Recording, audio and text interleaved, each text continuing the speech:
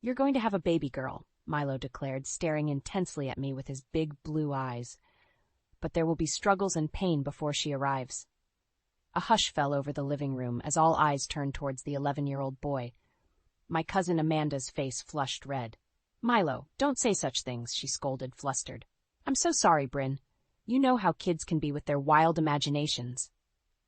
I forced an awkward smile, trying to diffuse the uncomfortable tension that had settled over our small family gathering. No need to apologize. I'm sure he's just excited at the prospect of having a new little cousin to play with someday. Milo shook his head adamantly. I'm not making it up, Mom.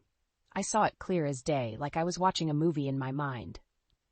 An uneasy silence lingered as Amanda searched for the right response. Before she could find the words, little Milo continued. The baby will be beautiful, Bryn, with dark curls and green eyes, just like you. But there's a fork in the road you'll face. One path is safer, but filled with regrets and what-ifs. The other leads to your daughter, but is treacherous. Obstacles from someone you trusted will try to block your way. My chest tightened as Milo's haunting words washed over me. There was a conviction in his tone that made the hair on the back of my neck stand up. For as long as I could remember, he had displayed an unsettling knack for making disturbingly accurate observations well beyond his years.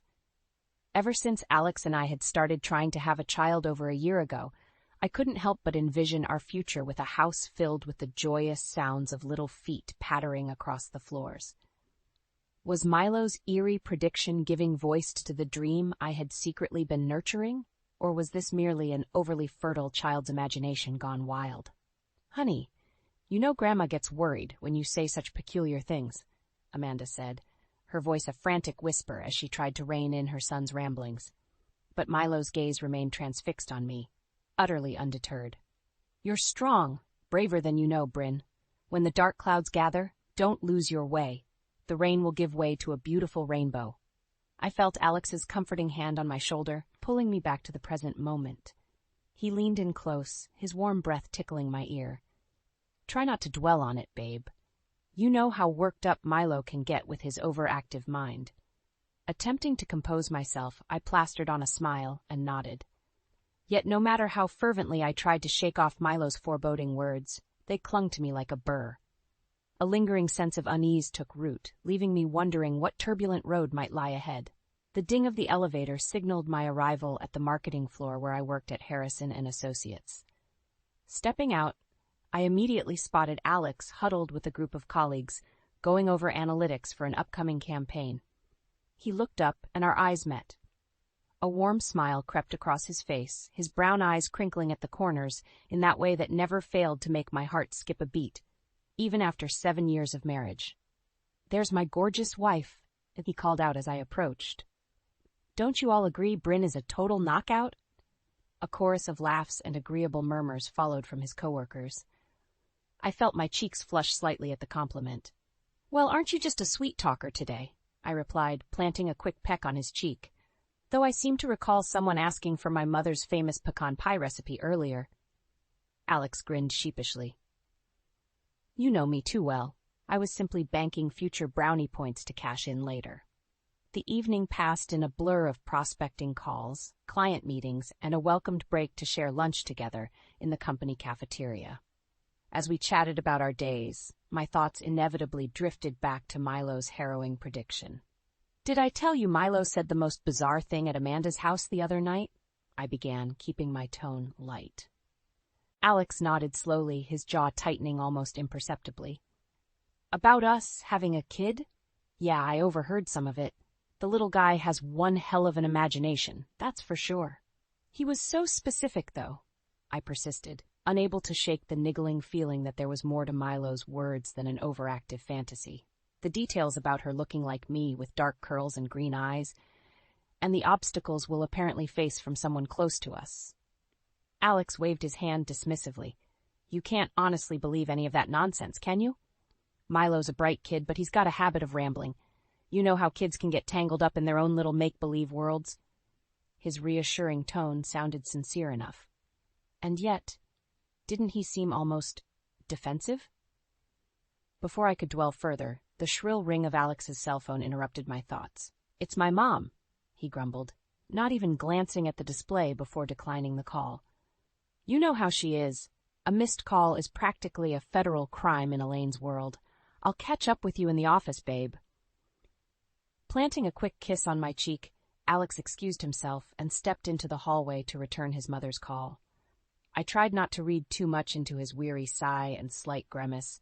Truth be told, Elaine was, well, a piece of work was putting it mildly. She meant well, I kept reminding myself. Surely her overbearing, controlling tendencies merely stemmed from her profound love for her family, misguided as they may be. Yet that rationalization rang increasingly hollow lately. Over the years, I couldn't ignore the blatant favoritism she displayed towards Alex's younger brother Dominic, her obvious golden child, and her T727 underhanded comments about how Alex and I were dragging our feet. To start a family certainly didn't help matters. A harsh cackle from outside the cafeteria snapped me back to attention. Peering out, I watched as Alex paced back and forth, the phone cradled against his ear. I'd know the clipped, impatient tone of Elaine's voice anywhere, even from a distance. Though I couldn't make out the words, her willfully oblivious son hung on every chiding utterance as his shoulders sagged lower with each passing second. My heart ached at the dispirited expression he tried and failed to conceal. Yet just as quickly a flicker of resentment ignited within me. Would I ever stop watching that insufferable woman slowly break down the spirit of the man I loved? As if sensing my gaze, Alex glanced up in my direction. Seeing me witness his humiliation, his face flushed crimson. I opened my mouth to, well, I wasn't quite sure what I intended to convey. Outrage? Reassurance? Sympathy? In that fleeting instant, a profound revelation washed over me. There were deeper currents churning beneath the surface here, far more tumultuous than I could possibly fathom, and they were swiftly sweeping me and my family towards uncharted and potentially perilous waters. The annual Springville Community Fair was in full swing when Alex and I arrived hand in hand that crisp April evening. The scent of funnel cakes and buttered popcorn wafted through the cool air as crowds meandered between rows of game booths and rides. This brings back memories, Alex reminisced with a nostalgic grin, giving my hand an affectionate squeeze. I can still smell the hot dogs my dad used to grill up while we played skee-ball for hours on end.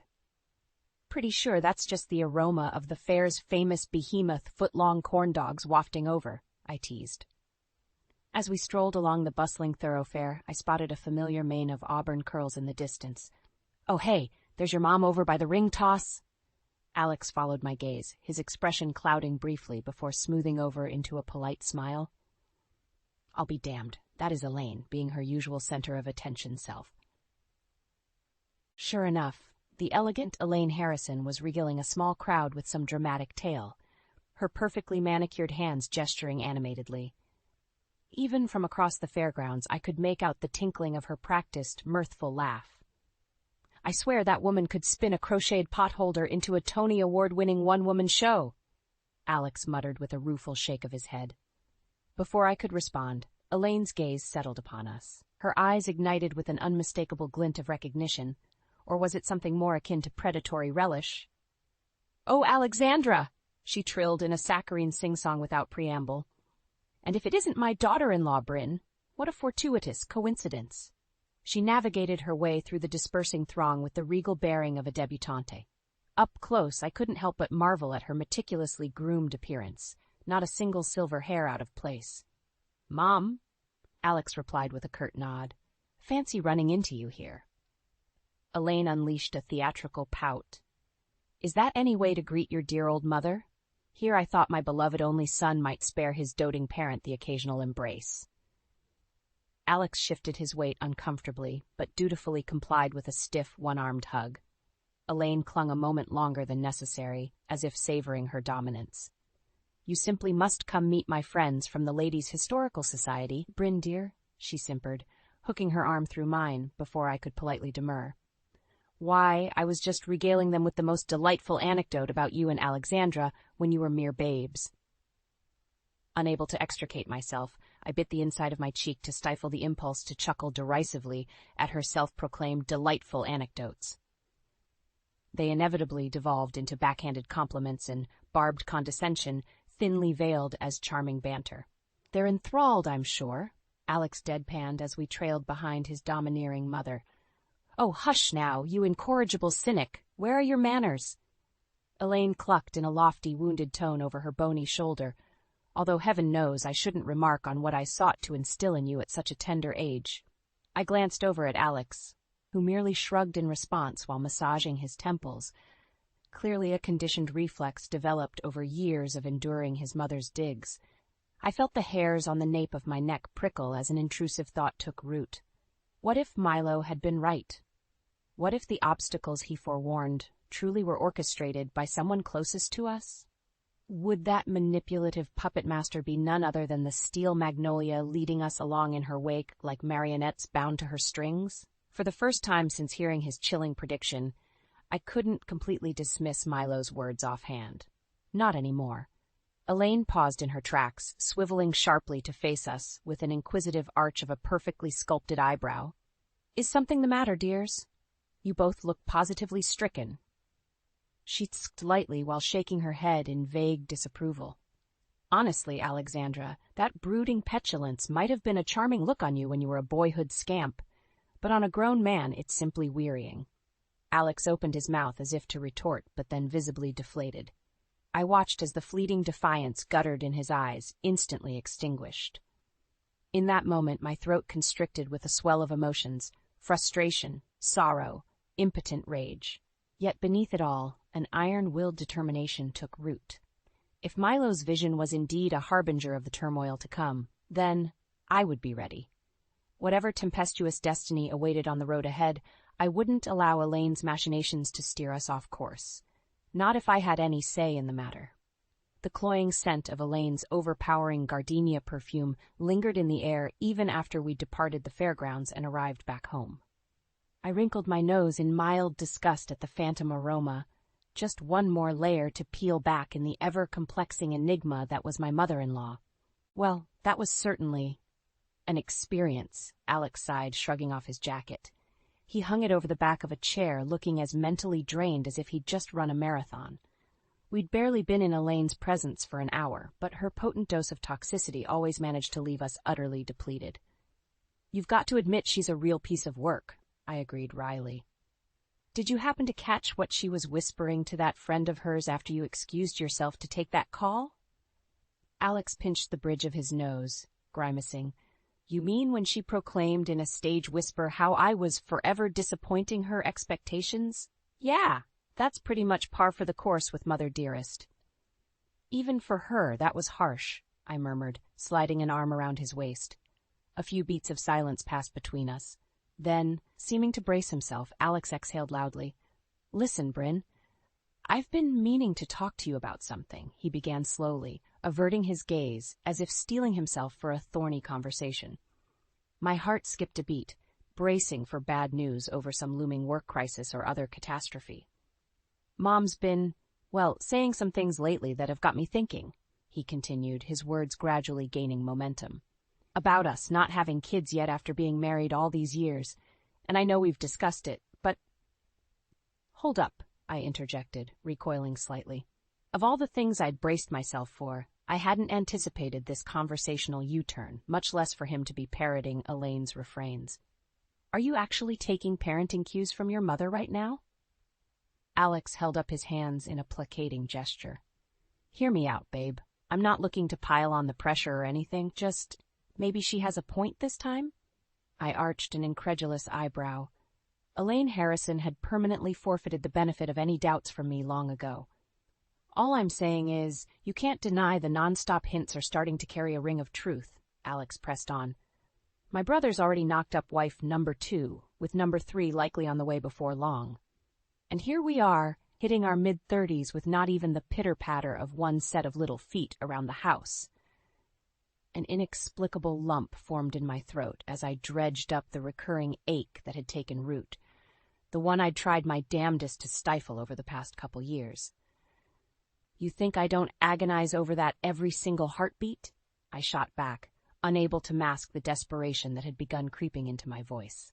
"Month after month of procedures and negative tests and putting on a brave smile for yet another baby shower?"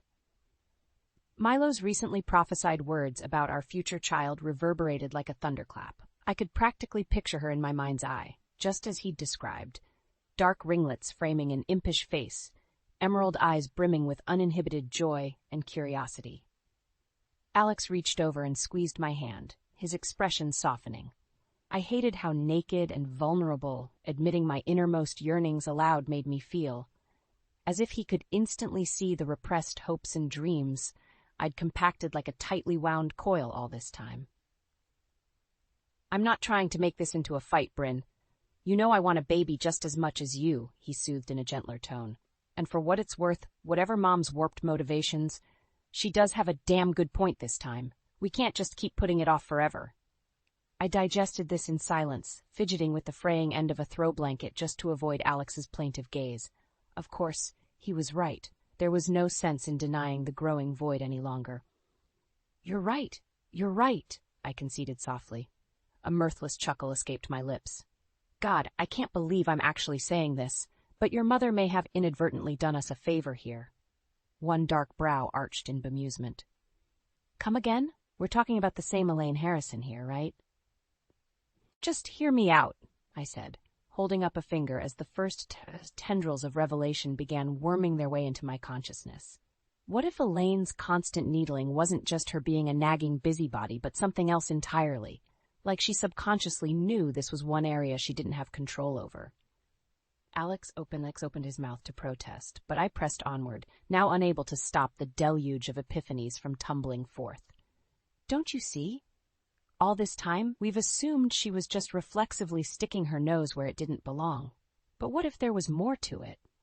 What if she was provoking us intentionally because she wanted to undermine our growing family before it could even begin?" The crease deepening between Alex's furrowed brows was the only confirmation I needed. In that instant, the wool was lifted from my eyes. Elaine's meddlesome quips had been mercurial little taunts, a campaign of psychological sabotage targeting the closest and most cherished part of her only son's life. My blood turned to ice as a new, unsettling possibility suddenly sprang to mind. Milo's warnings could have been deadly accurate. What if Elaine wasn't just voicing innocuous disapproval, but was actively plotting to thwart our efforts to conceive at every turn? Dear God, what depths had that woman's machinations plumbed? As I watched stunned realization slowly bloom across Alex's face, the dam inside me burst, unleashing a torrent of recriminations bubbling up from the past several years. Every innocuous moment between us, every perceived slight from Elaine, every prior assumption was shattered and recontextualized into something infinitely more sinister. This was no mere clash between overzealous mother-in-law and daughter-in-law. It was all part of a calculated power play waged against the happiness of my own family. I can't believe she'd go that far," Alex stammered, his voice hoarse and constricted as the weight of the appalling realization hit him. "My God, Bryn, what the hell has she been up to behind our backs?" My jaw clenched as determination surged through me like an electric current. If Elaine thought she'd slink back into the shadows after stirring this nest of vipers, she had another thing coming. One way or another, I would uncover the truth. No matter how dark the revelations, how damning the evidence, come hell or high water, I would drag every last one of her secrets into the light. Steeling myself, I met Alex's stricken gaze with grim resolution. "I don't know," I stated with more calm than I felt, "but I'm sure as hell going to find out. No more lies, no more tricks. It all ends now." I felt a jagged anticipation swirling within, not unlike a cornered animal sensing a predator's approach. Elaine had vastly underestimated how far I was willing to go to protect my family. Mother-in-law or not, it was past time I turned the tables on her poisonous games. After all, karma wasn't always a merciful mistress, as she was about to discover firsthand. I spent the next several days sifting through a disjointed trail of breadcrumbs and half-remembered inconsistencies from the past, determined to piece together the full extent of Elaine's misdeeds. The more I unearthed, the more nauseated I became at the sheer depths of her duplicity.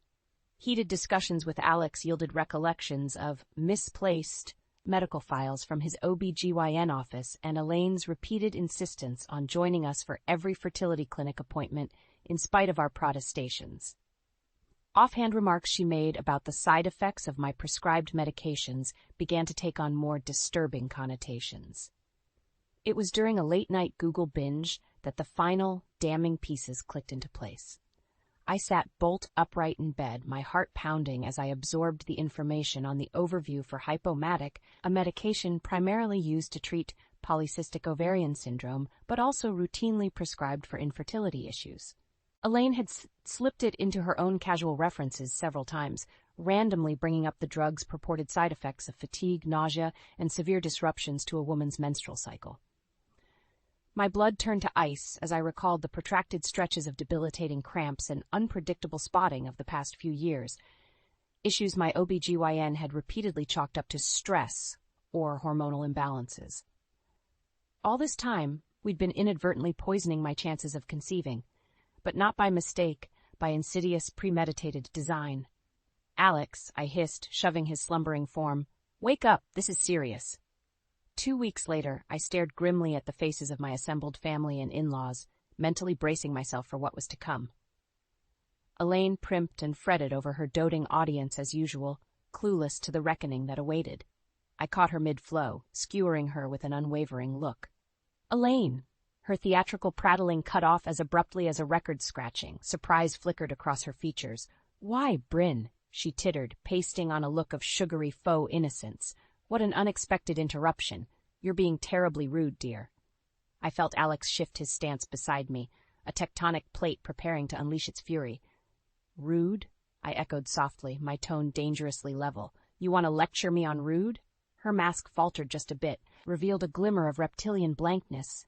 I seized on it like a falcon spotting its prey's vulnerability. "When did it start, Elaine?" I demanded, determined not to let her wrest back control of the conversation.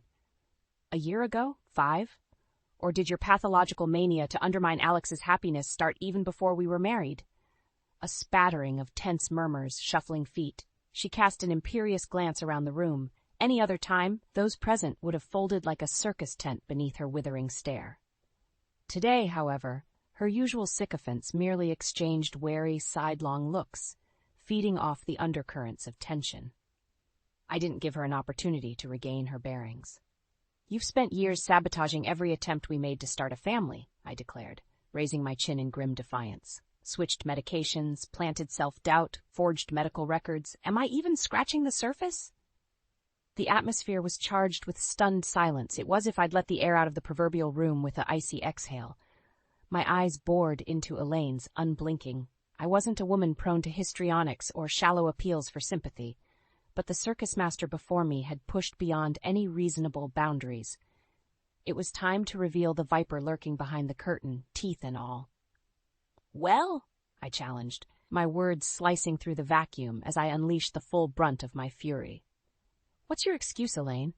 I hope it's more compelling than envy or some twisted need to control your son." "How dare you?" Her voice emerged laced with a venom as potent as her actions, dripping with a quiet rage that made the hairs on my arms stand on end. But I refused to shrink before the sputtering forge of her indignant ire. It was her turn to cower beneath my glare's menacing weight. "You sanctimonious little mother!" A thick, furious bellow rent the air. It was Alex, his face a twisted mask of betrayal and incandescent rage. My normally mild-mannered husband was unrecognizable, every tightly coiled wire wound from years of abuse snapping in a blinding instant. I cannot fathom the level of abject evil it took to do something like this to your own family, he growled in a voice even lower and more terrifying than his outburst. "To your own blood." Elaine's jaw worked furiously, struggling to formulate a response. For one fleeting instant, I caught a glimpse of the naked fear in her eyes. Good, I thought in a moment of callous savagery. Let her seize in terror over the fire she'd willfully stoked. How I wish I could savor that momentary flicker of weakness longer, but a whiplash of movement and sound drew my eyes away.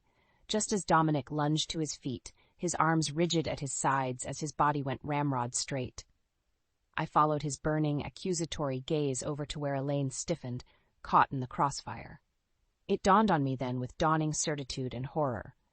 The oblivious golden child knew nothing of his mother's twisted machinations, until now. The tableau before us crystallized into a grotesque artifice, a brittle dollhouse facade concealing a nest of vipers far deadlier than we'd imagined. Yet even amid the carnage lay a tragic figure, a perpetually favored son opening his eyes for the first time to the rot lurking within his clan's foundation. I opened my mouth, but no sound emerged. What remained to be said? The damage had been wrought, the reckoning delivered. The shattered shards of our once idyllic existence lay strewn at our feet like a broken mirror. There was no piecing anything back together. Not after this. In the suffocating silence that blanketed the room, you could have heard a pin drop. Elaine remained rooted in place, her chin jutting out in a defiant tilt as she dared us with those reptilian eyes to make the next move. Alex and I steeled ourselves, squaring our shoulders as if bracing for an imminent attack. It was Dominic who finally broke the spell, shattering the fragile stalemate with a choked utterance. "Mom?" The plaintiveness in his tone sliced through me, conjuring an image of a frightened child pleading for reassurance from the monsters under his bed. My heart twisted in sorrow and impotent anger over the innocence that monster had shattered for us all. Elaine pivoted on her heel to face her youngest, her eyebrows arched in a look of haughty innocence that would have been convincing, if not for the smear of panic telegraphed in her strained features. "Well, don't just gawk at me like one of your insipid beta fish, Dominic," she snapped with a derisive wave of her hand. "Your sister-in-law is clearly deranged if she thinks." "Don't," Dominic interrupted, his voice hardening to a tone I'd never heard from the normally affable man. "I beg your pardon?" Elaine sputtered, aghast at the unaccustomed insolence from her favored golden child. Dominic swallowed hard, seeming to steady himself with a deep breath. When his gaze alighted on his mother once more, it smoldered with a quiet fury. "Don't insult me by denying it outright," he said in a voice as taut as a tripwire, "or try deflecting with empty insults about Bryn and Alex's imagined mental state." He took a halting step forward, each footfall like the weight of an immense burden being lowered onto his shoulders. "Not after hearing that horrific revelation with my own 2 ears." Elaine issued a soft cluck of disapproval, patting his cheek in an almost maternal gesture, utterly at odds with the circumstances. "Oh, pish, you're working yourself into such an unnecessary state over some baseless accusations." "Enough!" Dominic bellowed with such abrupt ferocity that even I flinched. Elaine recoiled, shrinking back a few paces from this heretofore unseen side of her offspring. "My God," he muttered, raking a shaky hand through his hair. "I don't even know who you are anymore, if I ever really did. What kind of twisted, unforgivable thing did you do?" His mother seemed to wilt further and further with each lash of his furious denunciations. She shook her head almost plaintively, as if desperately beseeching him to somehow understand. I'd witnessed enough toxic dissolution of family dynamics to recognize the dispiriting signs. Suspicion calcifying into immovable factions, once unshakable allegiances fracturing under the weight of ugly revelations. My jaw clenched as memories of my own parents' acrimonious divorce came rushing back like a surging tide. The writing was on the wall, spelling an all-too-familiar and heart-rending endgame that had unfolded again and again throughout my lifetime. The disintegration of what had once been a family unit into splintered shards. One wounded soul cowering under the tearful accusation of his betrayer's own offspring. Another puffing up in impotent rage at having his hypocrisy shattered beyond any hope of reconstruction. There were simply no winners to be had in such minefields.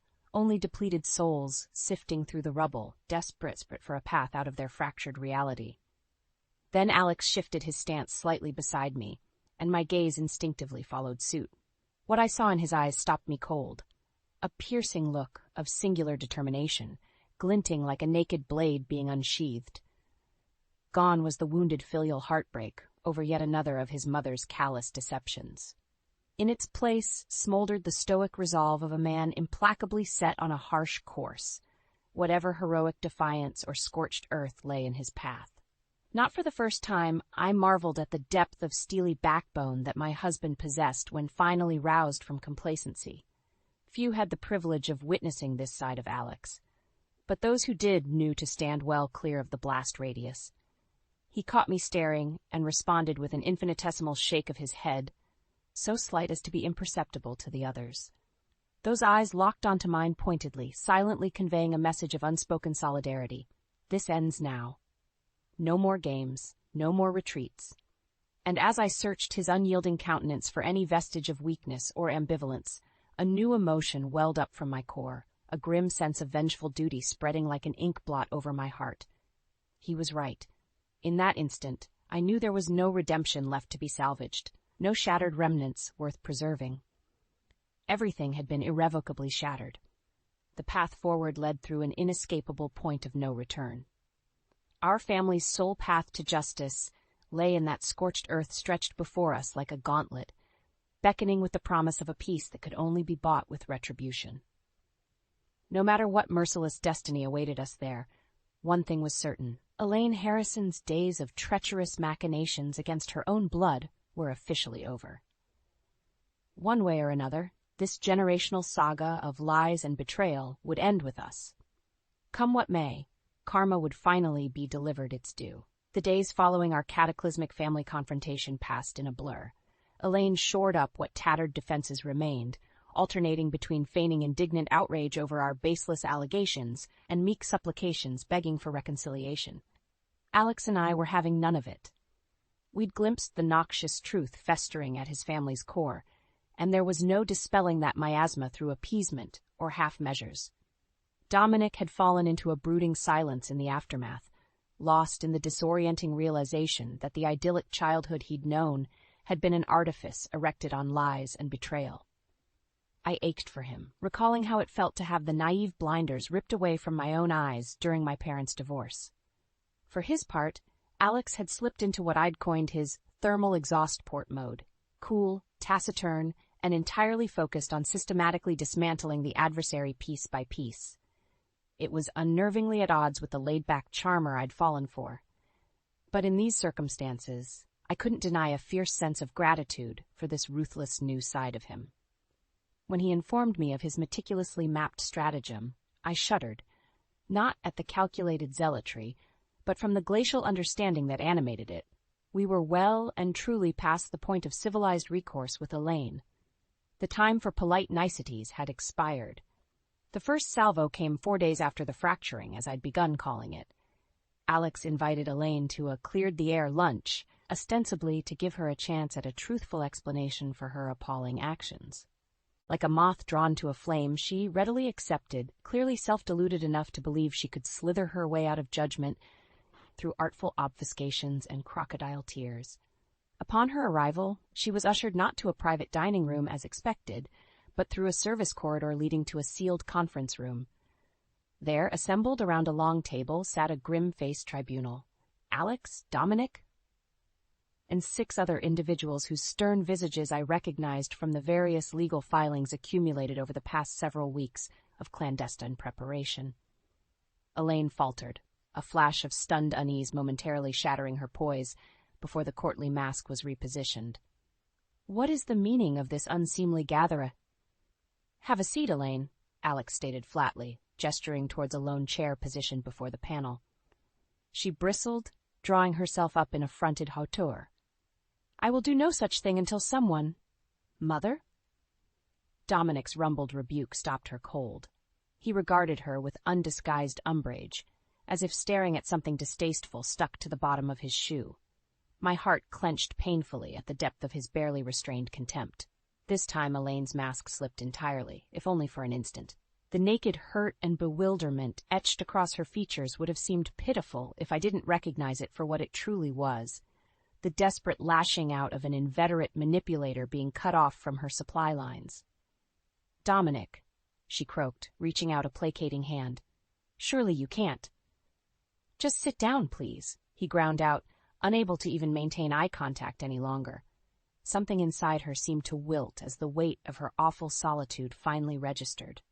Sinking into the proffered chair, she cast a wary, wounded look around the assembled officiants, then finally settled on Alex's thunderous countenance with pleading resignation. I tensed at his answering look of harsh finality, gripping the edge of the table with white knuckles. For all the unforgivable slights and crushed hopes, there was no prepared salve to ease the pain of the impending denouement. just a scalpel to excise the gangrenous limb poisoning our family once and for all. But we had come too far for last-second cold feet. Taking a steadying breath, he withdrew a thick manila folder containing what had to be hundreds of pages of documentation from across the table. "You are being presented today with the full body of evidence detailing a years-long conspiracy to undermine your own family," he intoned in a tone of such solemn gravity it was as if rendering a judge's verdict rather than merely addressing his mother. "Forgeries, defamations, willful obfuscation bordering on felonious acts against my wife and I," he continued, each word seemingly to strike Elaine with the weight of a sledgehammer blow, "all in order to sabotage our efforts to conceive a child and secure your twisted control over this family and its bloodline." The proclamations kept coming, an inexorable avalanche of accusations, each infinitely more damning than the last, all couched in a meticulously cultivated portfolio of proof. And most damningly, each one was enumerated not just by Alex, but affirmed by a cadre of expert witnesses delineating chapter and verse of her elaborate offenses under oath. How I had underestimated his preparation, his ability to surgically dismantle her nefarious agenda through the path of maximum pain. The barrage was as merciless as it was inescapable, laying bare the wretched truth in all its lurid monstrosity. Elaine's villainy had metastasized into a cancer that would take down the entire family structure. And now, the scourge was being savagely exorcised through its only course of treatment, absolute admission and recompense. There would be no more obfuscation, no more evasive parlor tricks or hollow deniability. Only the unvarnished truth and its inexorable consequences. "Do you understand the depth of what you've done?" Alex's voice lashed out as the final witness's proclamation hung in the air like a death knell. Elaine sat slumped, vacant and deflated, like a collapsed marionette whose strings had all been severed. Her haunted gaze flicked up, registering my face fleetingly before drifting back to Alex's accusatory glare. How could you do this to your own mother?" she rasped in a voice parched of all pretense. I expected Alex to spit out a contemptuous rebuttal reminding her of the sins that had precipitated this occasion, but instead, he merely exhaled through his nose with a sort of weary resignation. "I'm not doing anything," he said with a chilling finality that seemed to splinter whatever remained of Elaine's bluster into powder. "This is simply karma's hand finally being dealt." Then, in front of God and the assembled witnesses, Elaine Harrison, once imperious matriarch and merciless puppeteer of our family's fate, crumbled into silent, bitter weeping. And for all the satisfaction I'd imagined would accompany such a cathartic comeuppance, I felt nothing but a hollow, gaping sadness. Our vendetta had been achieved, yet at what terrible cost. Autumn's crisp breezes carried the bittersweet aroma of decaying leaves that fateful afternoon, an olfactory harbinger of change and renewal threading through the twilight air. Sometimes the simplest moments trigger the most profound revelations. For me, it happened as I cradled Mila in my arms, entranced by her cherubic features while she slumbered peacefully against my chest. The rhythmic rise and fall of her tiny back lulled me into a trance-like reverie punctuated only by the occasional bird-song from the backyard. I stroked the downy wisps of sable hair crowning her head, so dark and unruly, already mirroring my own unmanageable mane. A faint smile tugged at my lips as I committed every facet of her appearance to memory. Her rosebud lips, the faint dusting of freckles stippled across her elfin nose, even the little crease that furrowed between her eyebrows whenever she fussed. Most of all, those long-lashed eyes that had captivated me the instant they'd opened to gaze up at me in the delivery room. Not a muddy hazel like her father, but rather a striking peridot, the color of new spring grass. I tensed reflexively as a lock suddenly clicked downstairs. All it took was the faintest rustling from the hall to rouse Mila from her slumber, prompting a sleepy gurgle and soft coo. Within seconds, Alex's looming shadow materialized in the nursery's doorway, his face melting into a beatific grin. "Hey there, Munchkin." He crossed to us in 2 strides, bending to drop a tender kiss to Mila's crown. "Keeping your mama company while she holds down the fort? And what adventures did you get up to out in the big wide world today?" I teased, tipping my chin up to accept his lingering kiss.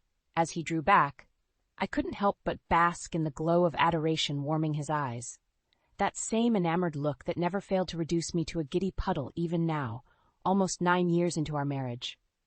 "Nothing too exciting," he murmured, settling onto the armchair beside us, while casually unbuttoning his collar. A soft chuckle rumbled in his chest as Mila instinctively swiveled her head towards the sound of his voice, already enthralled. "Just the usual media sales pitches and schmoozing clients over catered lunches," Alex continued with a wink in my direction. "But enough about me. This little peanut is clearly the star of the show today." He cocked his head to regard Mila's saucer-like gaze trained upon him. "You been behaving yourself for Mommy while I was away, Shortcake?" I chuckled mirthfully at his sing-song tone, the very picture of a besotted new father delighting in his offspring. When Mila's tiny hand emerged from beneath her swaddle to bat playfully at his face, Alex sputtered with unbridled elation. "Oh, I see how it is, Missy. Trying to rough up your old man right from the outset, huh?" We relished in Mila's ensuing giggles, joyous peals of laughter ringing out like silver bells in the peaceful hush of the nursery. In that instant, it was as if all the heartache and torment of the preceding years had been banished to a distant, cobwebbed recess, lost amid the simple rapture of being present with those dearest to you. As Mila's laughs subsided into intermittent coos, I caught Alex's eyes flitting towards the antique crib positioned in the corner. My breath caught for a moment as I followed his gaze, taking in the hand-carved detailing depicting leaping gazelles and swooping birds mid-flight. It was the same crib Alex's father had painstakingly restored and gifted to us. How many times had Alex run his fingers over those grooves, channeling his grief over whether we'd ever get the chance to use it for its intended purpose? Too many to count, in retrospect, our soaring hopes crushed again and again by one insidious force. As if in tune with my introspective turn, Alex's face grew solemn. Something indiscernible flickered behind his eyes before vanishing just as quickly. He rested his palm over my knee, giving it an affectionate squeeze. "Hard to believe it was less than a year ago that all the drama went down," he murmured in a hushed tone, as if not to disturb Mila's attention. My mind immediately jolted back to that fateful day in the conference room. Elaine's utter debasement as every scheme and conspiracy became an ineradicable part of the permanent record, carved into stone through testimony and documentation. How her papery, thin veneer of genteel grace and propriety had disintegrated under the weight of her wrongdoings being laid bare for all to witness. I swallowed thickly against the sudden lump in my throat. I'll never forget the look on her face that day, like the mask had finally shattered beyond any hope of repair. Alex's features tightened into a pained grimace I knew all too well, the echoes of a complicated, still unresolved relationship with his mother that seemed destined to haunt him for years to come. There were simply too many emotional fault lines fractured that day for any of us to achieve total closure. I did what needed to be done, for us and for the family, that he stated in a low, resolute tone that betrayed only the faintest quaver of lingering uncertainty. Still, I can't help but wonder if I was too heavy-handed. My free hand instinctively found his, our fingers interlacing. There would be no easy balm to heal those old emotional gouges, not entirely. But perhaps with time, and the all-consuming joy radiating out of our long-awaited miracle nestled between us, we could begin to rebuild anew on firmer ground. "You protected us and our future, Alex, against any threat, no matter how twisted or dark," I said, offering a reassuring squeeze. "That's all a good father ever needs to do." His grateful smile in response was enough to fill my heart to overflowing. Then Mila cooed softly again, drawing our rapt attention back to her cherubic mug like twin sunflowers turning towards the light. As I relished the sight of my beautiful daughter radiating undiluted joy and innocence, Milo's uncanny words from all those months ago reverberated in my mind's eye like a mantra, of triumph emerging from devastation, of light piercing the void. A daughter whose existence had only manifested through hard-won recompense for the very blackest betrayal. The living, breathing embodiment of karma's unbowed perseverance and the remarkable power of human resilience against even the most implacable darkness. No matter what convulsions had rocked our family's foundations to their core, in this tranquil moment of joy and renewal, we had prevailed. Scars would remain, of course, for all our catharsis, the past could never be truly expunged. But here at last was our chance to forge ahead anew. One single wondrous life offered up an opportunity, not just for a fresh chapter, but as the first radiant strains of an entirely new family saga, all thanks to that most delicate yet undaunted of human virtues, hope.